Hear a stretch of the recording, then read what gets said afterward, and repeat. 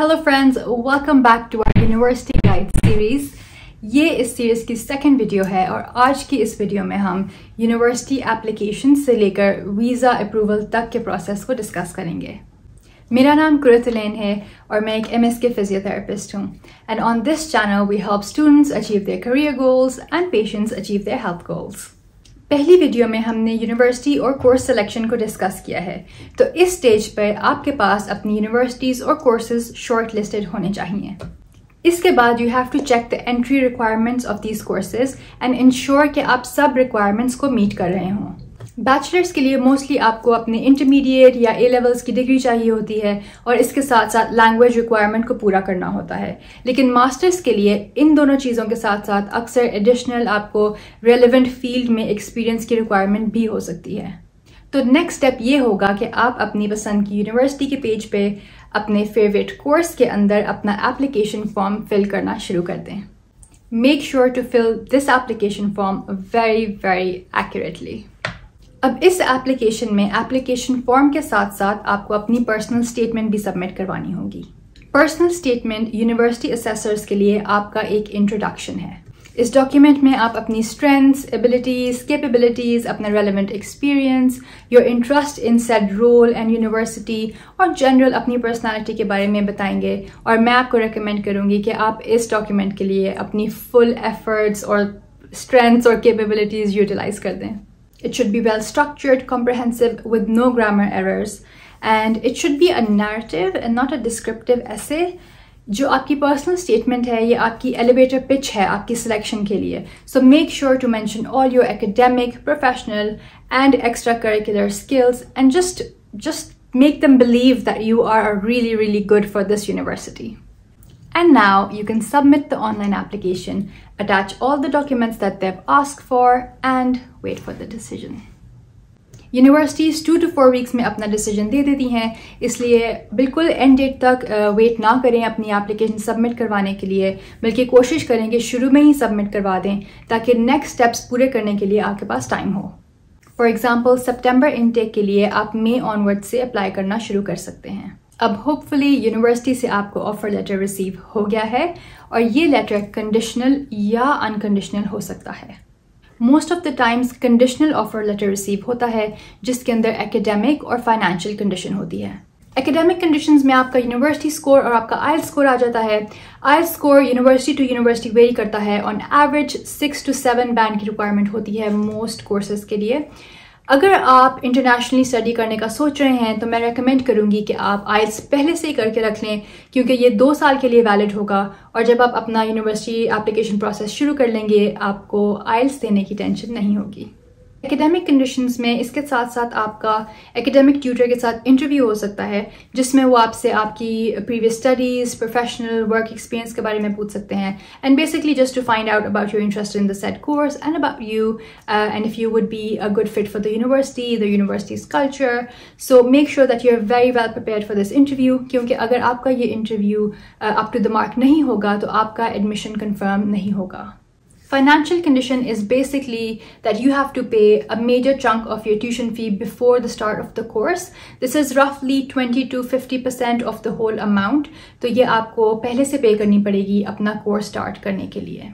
और जब आप ये एकेडमिक और फाइनेंशियल कंडीशंस पूरी कर देंगे तो यूनिवर्सिटी आपको confirmation of acceptance of studies letter देगी, जिसका मतलब है कि अब आपका एडमिशन कन्फर्म हो चुका है। यहाँ पे I would like to mention a few things. कुछ यूनिवर्सिटीज़ जब एडमिशन्स के लिए लेटर्स देती हैं तो वो बहुत सारे स्टूडेंट्स को अनकंडीशनल ऑफर लेटर्स दे देती हैं और उसके बाद जब कैस देने की बारी आती है तो उनके पास इतनी सीट्स नहीं होती जितनी उन्होंने अनकंडीशनल ऑफर लेटर्स दे दिए होते हैं। तो उस टाइम पे उनकी कोशिश होती है कि उन सब स्टूडेंट्स को कैस दें जिनकी सब रिक्वायरमेंट्स फुलफिल हो चुकी हैं। तो अगर आपको अनकंडीशनल ऑफर लेटर मिला है इसका ये मतलब नहीं है कि आपका एडमिशन फुली कंफर्म है। जब तक आप अपनी सारे एलिजिबिलिटी क्राइटेरिया को पूरा नहीं करेंगे आपको कैस नहीं मिलेगा, आपका एडमिशन कंफर्म नहीं होगा। तो इसलिए कोशिश करें कि जल्द अज जल्द अपनी सारी रिक्वायरमेंट्स पूरी कर दें और कैस ले लें ताकि आपका एडमिशन कंफर्म हो जाए और आपको नेक्स्ट साइकिल तक वेट ना करना पड़े।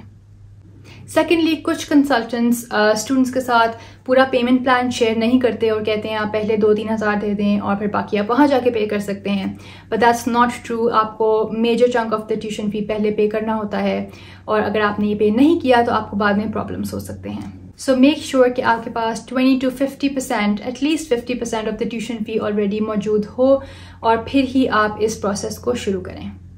Okay, I think we went a little bit sidetracked on these itsy bitsy bits of information. So I'm going to come back to the CAS now, the CAS letter. Yeah. So you've received your CAS letter, your admission is confirmed. The next step is visa application. तो visa application से पहले आपको 28 days के लिए अपना bank account और उसमें funds maintain करने होते हैं।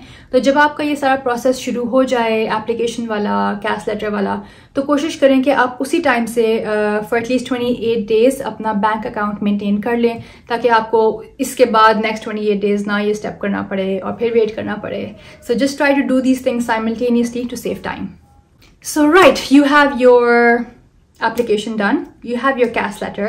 Now is the time to apply for your visa. You have made sure that the bank account was maintained for 28 days. Now you go to the gov.uk website, उनके visa section में जाएं, अपना profile बनाएं और student visa application की form fill करें। जब आप ये फॉर्म फिल कर लेंगे तो वो आपसे इमिग्रेशन हेल्थ सरचार्ज की पेमेंट लेंगे। इसके बाद वो आपसे वीज़ा एप्लीकेशन की पेमेंट लेंगे। जब एप्लीकेशन फॉर्म हो जाएगा, हेल्थ सरचार्ज हो जाएगा, वीज़ा एप्लीकेशन फ़ी हो जाएगी, तो वो आपको VFS ग्लोबल के पोर्टल का लिंक देंगे।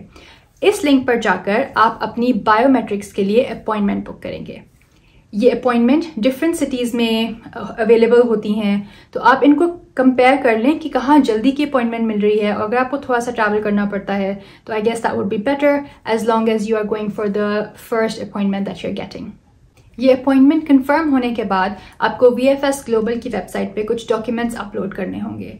ये डॉक्यूमेंट्स की लिस्ट वो आपको उस वेबसाइट पे ही दे देंगे। बहुत easy, simple, step by step आपको सब कुछ गाइड कर देंगे वो वेबसाइट पे। लेकिन फिर भी अगर आपको लगता है कि ये डॉक्यूमेंट्स अपलोड करना आपके लिए मुश्किल है तो आप ये सर्विस उनसे भी ले सकते हैं। आप इन सब डॉक्यूमेंट्स की कॉपी अपनी अपॉइंटमेंट वाले दिन ले जाएं और वो ये सब कुछ आपके लिए अपलोड कर देंगे, बट इसके लिए उनकी एक सर्विस फी होती है। Right, so at this point आपकी VFS ग्लोबल के साथ बायोमेट्रिक्स अपॉइंटमेंट बुक हो जानी चाहिए और सारे डॉक्यूमेंट्स अपलोड हो जाने चाहिए। अब on the day of the appointment आपको अपने साथ appointment confirmation letter, health surcharge pay करने का एविडेंस और जो आपके डॉक्यूमेंट्स हैं उनकी चेकलिस्ट होनी चाहिए।